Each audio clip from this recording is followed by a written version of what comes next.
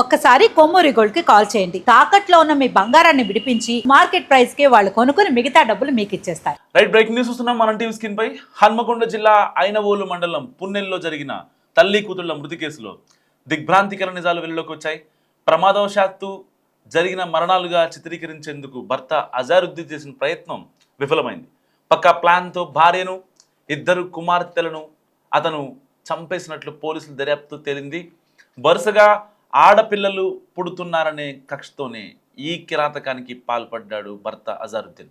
రాత్రి 8 గంటల సమయంలో భార్య ఫర్హానా, కుమార్తెలు ఉమెరా, ఆయేషాలను అజారుద్దీన్ స్విమ్మింగ్ పూల్ వద్దకు తీసుకెళ్లాడు.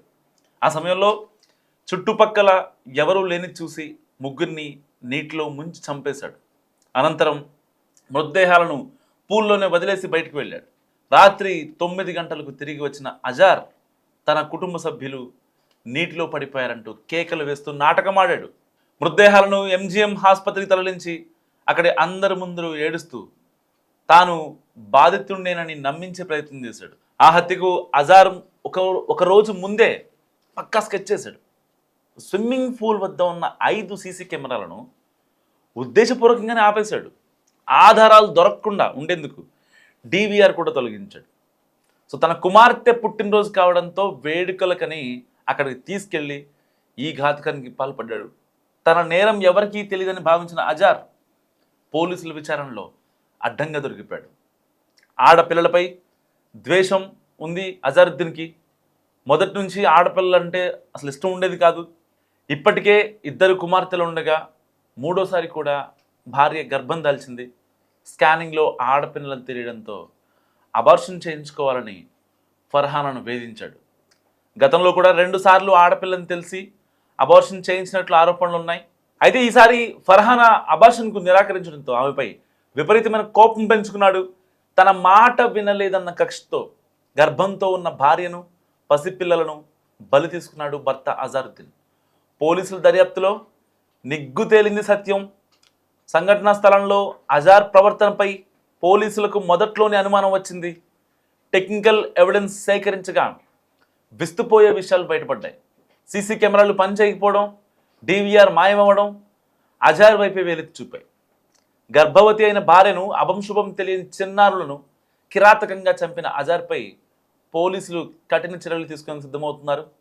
ఈ ఘటన వరంగల్ జిల్లాలో స్థానికంగా తీవ్ర కలకలం రేపింది.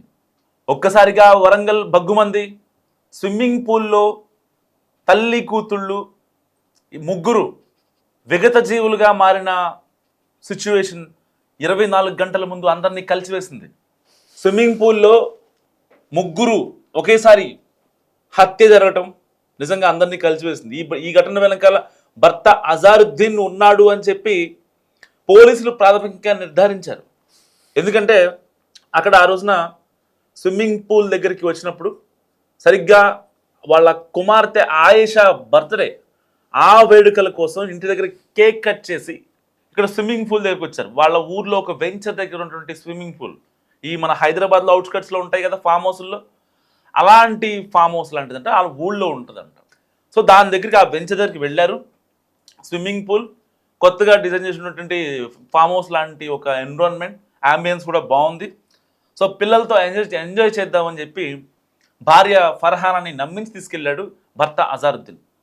సరిగ్గా అదే టైంలో ఎలాగైనా సరే వీళ్ళని చంపాలని ఒకరోజు ముందుగానే అనుకుని అక్కడికి వెళ్ళి ఆ ఫామ్ హౌస్ వాళ్ళతో మాట్లాడి దానికి సంబంధించిన డేటా రికార్డర్ని ఆఫ్ చేసి అండ్ కెమెరాస్ కూడా మొత్తం ఆఫ్ చేసి సరిగ్గా వాళ్ళతో మాట్లాడుకొని ఆ టైంకి వాళ్ళు ఎవరు లేకుండా ఉండేలా చూసుకొని, ఎందుకంటే హత్య జరుగుతుందంటే వాళ్ళు కూడా మేము ఎందుకు సీన్లో అనుకుంటారు. ఒకవేళ రేపొద్దున పోలీసులు విచారణలు, కేసులు, కోర్టులు, గొడవలు ఇవన్నీ మాకెందుకు అనుకుని వాళ్ళు కూడా లైట్ తీసుకున్నారు. అంతో ఇంతో ఇచ్చాడంట డబ్బులు. వాళ్ళు ఆ డబ్బులు తీసుకొని వాళ్ళు స్కిప్ కట్ చేస్తే పిల్లలతో ఆయేషా, జమీరా, ఫర్హానా వీళ్ళంతా కలిసి వచ్చారు. అక్కడికి భర్త తీసుకొచ్చాడు.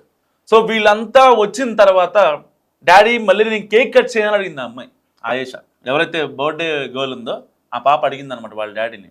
డాడీ నేను మళ్ళీ కేక్ కట్ చేస్తా అంటే, కేక్ వద్దు, మళ్ళీ ఇంటికి వెళ్ళాక నువ్వు కట్ చేద్దు కానీ ఇంటి దగ్గర ఆల్రెడీ నీకు ఇంకొక కేక్ ఉందని చెప్పి వాడు మాయమాటలు చెప్పి ప్రయత్నం చేశాడు. ఈవెన్ వాళ్ళ భర్త ఫర్హానా కూడా నమ్మేసింది పాపం. ఆ పిల్ల ఒక పిచ్చిది. సో కట్ చేస్తే వాళ్ళ ముగ్గురిని చంపేసి స్విమ్మింగ్ పూల్లో ఊపిరి ఆడకుండా చేసి వాళ్ళ ముగ్గురిని విగత జీవులుగా మార్చాడు. సో 2 పాయింట్స్ చెప్తున్నాడు ఇక్కడ. వాడు చెప్పేదాని ప్రకారం పోలీసులు విన్నదాని ప్రకారం remand report and charge sheet file అయ్యేదాని ప్రకారం ఈ యొక్క భర్త అజారుద్దీన్కి ఆడపిల్లలంటే ఇష్టం లేదు. ఇప్పటికే 3 సార్లు అబార్షన్ చేయించాడట. 2 ఆడపిల్లలు పుట్టారు, 3 సార్లు అబార్షన్ చేయించాడు. మళ్ళీ ఆడపిల్లే అని చెప్పి ఆ 3 సార్లు అబార్షన్ చేయించినప్పుడు కూడా కేవలం ఆడపిల్లనే ఒక్క రీజన్తో కడుపులోనే చిదిమేశాడు భర్త అజారుద్దీన్. ఇప్పుడు మళ్ళీ 4వసారి ఆ అమ్మాయి ప్రెగ్నెంట్ అయితే సో స్కానింగ్లో తెలిసింది మళ్ళీ ఆడపిల్లేనని. దానికోసం ఆ అమ్మాయికి చెప్పాడు భార్య ఫర్హానాకి. సో ఆ అమ్మాయి ఈసారి నేను అబార్షన్ చేయించుకుంటే ఇంకొకసారి ఇంకా మనకి ప్రెగ్నెంట్ అవ్వదు, సో నాకు హెల్త్ కాన్సిక్వెన్సెస్ ఉన్నాయి, సో నేను చేయించుకోలేను, ఇప్పటికే పెయిన్ తట్టుకోలేకపోతున్నా, నా వల్ల కాదు అని చెప్పింది ఆ అమ్మాయి ఫర్హానా. అయినా సరే వినకుండా గొడవలు పెట్టుకోవడం స్టార్ట్ చేశాడు. తాగొచ్చి కొట్టడం, వేధించడం, నువ్వు వాళ్ళతో వెళ్తున్నావు వీళ్ళతో వెళ్తున్నావు, అసలు ఆ కడుపు వచ్చింది నీకా నాకా, నా వల్లే వచ్చిందా నిజంగా అని ఇలాంటి మాటలతో ఆ అమ్మాయిని వేధించడం అంట ఇంటి పక్కన వాళ్ళు చెప్తున్న పరిస్థితి. సో ఈ కేసులో ఏమైంది, సరిగ్గా సాయంత్రం 7 గంటల టైంలో ఆ యొక్క స్విమ్మింగ్ పూల్ దగ్గర తీసుకురావడం, పక్కా ప్లాన్ ప్రకారం సీసీ క్యామ్స్ ఆఫ్ చేయడం అండ్ ఆ పూల్లో పడేసి ఊపిరాడకుండా వాళ్ళ ముగ్గురిని విగత జీవులుగా మార్చాడు భర్త అజారుద్దీన్. సో వాళ్ళందరూ స్విమ్మింగ్ పూల్లో పడి ఉన్న తర్వాత బయటకు వెళ్ళిపోయాడు అనమాట. సరిగ్గా 2 గంటల తర్వాత మళ్ళీ స్విమ్మింగ్ పూల్లోకి ఎంట్రీ ఇచ్చాడు. ఎంట్రీ ఇచ్చి గట్టిగా కేకలట. ఏమని, నా కూతుళ్ళు చనిపోయారు, నా భార్య చనిపోయింది అని కపట నాటకం ఆడాడు. వాళ్ళ బంధువులకు కూడా ఫోన్ చేసి ఏడ్చాడు. వాళ్ళు వెంటనే స్పాట్కి వచ్చారు. ఎందుకంటే ముగ్గురు ఒకసారి చనిపోయారంటే ఎవరికైనా బాధ ఉంటుంది కదా. సో వాళ్ళంతా వెంటనే స్పాట్కి వచ్చారు. వెంటనే పోలీసులు కూడా ఫోన్ చేశారు. ఫోన్ చేసిన తర్వాత నా భార్య నన్ను వదిలేసి వెళ్ళిపోయింది, అలా ఎలా చేసావు అని పిచ్చి మాటలు మాట్లాడుతున్నాడు. అప్పటికే కొంతమంది బంధువులకి అర్థమైంది వీడే చంపేశాడు అని చెప్పి. ఎందుకంటే ఇంతకుముందు నేచర్, భర్త అజారుద్దీన్ నేచర్ వాళ్ళ బంధువులకు తెలుసు కదా, చిన్నప్పటి నుంచి చూస్తున్నారు కదా. సో ఆ యొక్క యాక్టింగ్ అనేది, కమల్ హాసన్ యాక్టింగ్ అనేది చాలా కొట్టచోటు కనిపించింది వాళ్ళలో. సో వెంటనే పోలీసులు కూడా కొంచెం డౌట్ వచ్చింది అనమాట. దాని తర్వాత ఏమైంది, ఎప్పుడైతే హాస్పిటల్కి వెళ్ళి ఆ యొక్క పోస్ట్ మార్టం ఇవన్నీ జరుగుతున్నాయో, ప్రాథమికంగా కొన్ని పరీక్షలు ఉంటాయి కదా, సో అవి చేసుకొని బయటకు వస్తున్నారో, అక్కడ కూడా హాస్పిటల్ కూడా ఒక డ్రామా క్రియేట్ చేసే పనిలో పడ్డాడు. సో ఎలాగైనా సరే బయటపడాలి, టెక్నికల్ ఎవిడెన్సెస్ దూరంగా ఉంచుకోకూడదు అని ఫిక్స్ అయ్యాడు కాబట్టి సేఫే అనుకున్నాడు. కానీ కట్ చేస్తే పోలీసులు తమదైన స్టైల్లో విచారించగా చెప్పాడు అసలు నిజం, నేనే చంపేశాను. ఎందుకు చంపావయ్యా అని పోలీసులు అడిగితే దానికి భర్త అజారుద్దీన్ చెప్పింది ఏంటో తెలుసా, నా వంశానికి ఒక మగాడంటూ లేడు, రేపొద్దున నా వంశం పెరగాలి అంటే ఈ ఆడపిల్లలకి ఒక తోడుగా ఒక అబ్బాయి ఉండాలంటే నా తదనంతరం నా కుటుంబం, నా యొక్క గౌరవం పెరగాలి అంటే ఒక మగాడు ఉండాలి కదా ఇంట్లో. మగాడిని కనలేదని చెప్పి ఆ భర్త కడుపులో బిడ్డని నుసిమేసే ప్రయత్నం చేశాడు. అది అవ్వలేదు కాబట్టి భార్య ఫర్హానాని, ఇటు 2 కూతుళ్ళను కూడా చంపేశాడు భర్త అజారుద్దీన్. నిజంగా మరి ఆడపిల్లలంటే ఇష్టమైనప్పుడు వీడు ఎవరికి పుట్టాడు? ఒక అమ్మకి కదా వీడు పుట్టింది, ఒక అమ్మ రొమ్ముపాలు కదా తాకి కదా వీడు పెరిగింది. ఆడపిల్లలంటే ఈ ఎదవకి ఇష్టం లేదంట. మరి అలాంటప్పుడు పెళ్లి చేసుకోకుండా ఉండాల్సింది కదా నువ్వు, ఒక పిల్లని దత్తత తీసుకోవాల్సింది, సరిపోయేది. పెళ్లి చేసుకొని పనిమాలుగా ఆ అమ్మాయి ఫర్హానా భవిష్యత్తు పోయింది. ఇద్దరు కూతుళ్ళు ఎంత చక్కగా ఉన్నారంటే అంత బాగున్నారు. ఆ పిల్లలిద్దరు కూడా చాలా క్యూట్గా ఉన్నారు. అసలు అలాంటి వాళ్ళని ఊపిరాడకుండా ఎలా చంపాడనేది ఇప్పుడు దాకా పోలీసులకి అర్థం కానటువంటి విషయం. ఇటు బంధువులు అయితే అసలు బాధపడిపోతున్నారు వాళ్ళంతా, ఏం చెప్పలేని స్థితి. ఇలా చేశాడా వీడు, ఇంత మృగమా, ఇంత ఎదవా అని చెప్పి వాళ్ళు బండ బూతులు తిడుతున్నటువంటి పరిస్థితి.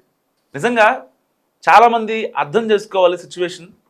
అనవసరంగా పెళ్లి చేసుకొని అనవసరంగా ఈ యొక్క జీవితాలని చిన్నాభిన్నం చేయడం ఎంతవరకు కరెక్ట్? మస్తుగా కామెంట్ చేయండి. ఇలాంటి భర్త అజారుద్దీన్ లాంటి వాళ్ళని ఏం చేయాలో